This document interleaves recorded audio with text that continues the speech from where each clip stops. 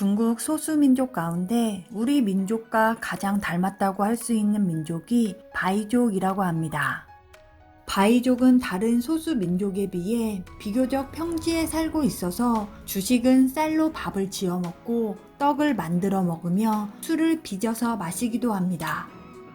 또한 시고 매운 음식을 좋아해서 한국의 깍두기 같은 김치를 즐겨 먹고 생야채를 잘 먹지 않는 중국 사람들과는 달리 생채를 무쳐서 먹는 것을 좋아하는데, 바이족의 가옥 구조나 장식을 하는 면에서 한국의 전통 가옥과 비슷하고 상여를 메고 가는 모습인 장례 모습도 비슷하다고 합니다.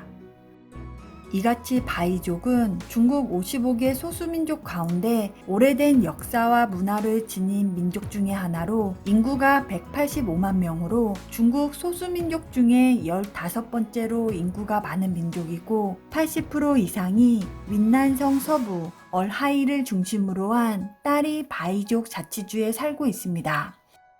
바이족이 살고 있는 따리와 창산은 1년 내내 흰눈이 덮여 있고, 바이족의 생활 중심 호수인 얼하이는 푸른 파도가 넘실거리고 있어 동방의 스위스 또는 어미지앙으로 불리면서 국내외로 명성이 높은 곳인데, 이런 아름다운 곳에 사는 바이족은 흰색을 숭배하면서 좋아하여 하얀 옷을 즐겨 입는 민족으로 백족 또는 바이족이라고 불리며, 실제 이들이 거주하는 가옥이나 담장도 모두 하얀색을 칠한다고 합니다.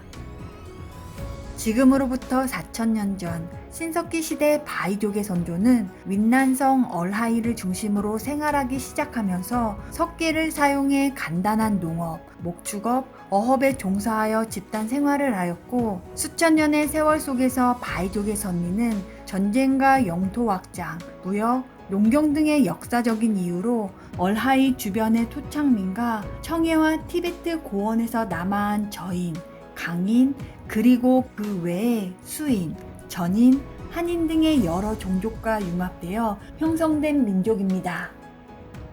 바이족 최초의 왕국인 백자국이 전국 시기에 창건이 되면서 한나라 시대부터는 중국과 인도를 잇는 남방 실클로드의 주요 경유지로 번성하였고, 한나라와 위진 남북조 시대를 거치면서 통합과 분열을 거듭하여 6세기 말 지금의 윈난성 따리 자치주 일대에 6개의 강대한 부족인 육조를 형성하는데, 그중 몽사조가 가장 남쪽에 위치하였기 때문에 남조라 하였습니다. 이때 당나라는 토번을 견제하기 위해서 남조가 다른 5조를 통합해 나가는 데 지원하였고, 6조를 차례로 통합해 나가면서 737년 바이족의 첫 통일 왕조인 남조국이 건국됩니다. 그리고 당나라는 남조와 조공 관계를 맺고 몽사조를 윈난 왕으로 책봉합니다. 그러나 남조와 당나라의 우호 관계는 오래가지 못하고, 남조는 사사건건 내정에 개입하던 당나라를 몰아내고 토번과 연합하여 당나라에 맞섰는데, 당시 당나라는 당연종의 통치 아래 개원의 칠을 구가하던 전성기로 남조가 관계를 끊자 여러 차례 대군을 파견하여 결국 754년 무려 7만 명의 군대를 이끌고 남조를 공격하지만 당군이 전멸되는 피해를 입으며 대패하는데, 이것을 첨보전쟁이라고 부르고 있습니다. 이렇게 남조국은 독립왕조로서 250년간 13명의 왕이 윈난성 대부분을 통치하고, 중원의 패자인 당나라와 토번도 무시 못할 존재가 되어 전성기를 이루는데, 9세기 남조는 북으로는 스촨성, 남으로는 베트남 북부, 서쪽으로는 인도와 미얀마, 동쪽으로는 꾸이저우와 광시성 일부까지 세력을 넓히게 됩니다. 그리고 902년 남조가 멸망한 후 937년에 들어선 대리국은 또 다른 윈난의 패자였습니다. 대리국은 새로운 중국 왕조 송나라와 조공 관계를 맺고 독립왕조로 13세기 중엽까지 지속되면서 남조와 대리국은 얼하이를 중심으로 500년간 번성합니다. 그러나 당나라 대군도 정복하지 못한 이곳을 정복한 자가 있었으니 그가 바로 칭기즈칸의 손자 쿠빌라이였습니다. 인류 역사상 가장 큰 영토를 지배한 몽골 제국을 이룩한 쿠빌라이는 중국 대륙을 정복하려는 꿈을 가지고 윈난성의 대리국을 먼저 침공하는데, 사실 이곳은 쉽게 정복되지 않는 땅으로 험준한 산맥은 유목민이었던 몽골족에게 그리 어렵지 않았지만, 거친 물살이 흐르는 협곡을 건너는 것은 너무나 힘든 일이었습니다. 특히 몽골족은 금사강을 건너지 못하고 이웃 리장 지역에서 오랫동안 진을 치고 있었는데, 이때 리장에 살던 소수민족 나시족이 양가죽을 벗겨 뗏목을 만들어 강을 건너는 방법을 알려주면서 몽골군은 금사강을 건너 대리국을 멸망시킬 수가 있었습니다. 이렇게 쿠빌라이는 1253년 대리국을 정복하고 통나라도 멸망시켜 1279년 중국을 통일합니다.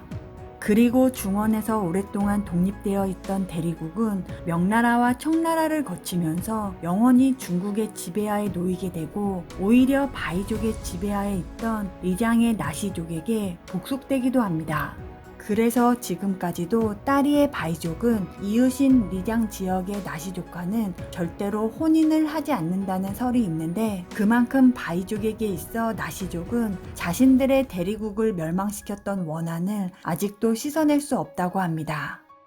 사실 이 희대의 몽골 제국만 없었더라면 대리국은 더 오래 존재했을지도 모르고 지금 중국과는 별개의 지역으로 남아 있었을지도 모르지만, 그래도 역사에서는 몽골의 침략이 동남아 지역에 미친 영향력은 상당하다 라고 하는데, 몽골의 침략으로 대리국에서 동남아로 피난 온 타이족과 라오족은 태국과 라오스의 기원이 되었다는 설이 있습니다. 상업이라는 말이 상나라에서 나왔듯이 대리석이란 말은 바이족이 사는 따리 지역에서 유래되었습니다. 따리 지역의 돌인 대리석은 당나라 때부터 채굴되어 현재까지도 최고의 품질을 자랑하며 세계에서 가장 질이 좋은 대리석으로 유명하다고 합니다. 그리고 바이족은 손기술이 좋아서 건축물, 조각물, 회화 등이 뛰어난데, 특히 바이족의 1500년의 역사를 지닌 홀치기 염색은 중국 3대 염색 기술 중의 하나로 2006년 국가무형문화유산 보호 목록으로 등재되었습니다. 다양한 종교와 문화를 가지고 있는 바이족은 전통 신앙인 본주를 믿는 노년층과 라마 불교를 신봉하는 중년층, 기독교를 받아들인 청년층이 혼재되어 있어서 독특한 문화를 가지고 있습니다. 따리에 가보면 창산을 배경으로 거대하게 우뚝우뚝 서 있는 3개의 탑이 있습니다. 이 숭성사 3탑은 대리 3탑으로 더 잘 알려져 있는 따리 지역의 상징과도 같은 것인데, 중국 4대 불탑 중의 하나이고 당나라 시대 건축 양식을 따르고 있어서 서안에 있는 대안탑과 유사합니다. 대리국 시기에 황제가 황위를 물려준 후 출가하는 사찰이었기에 규모가 크고 웅장한데 윈난성에 현존하는 가장 오래된 건축물이기도 합니다.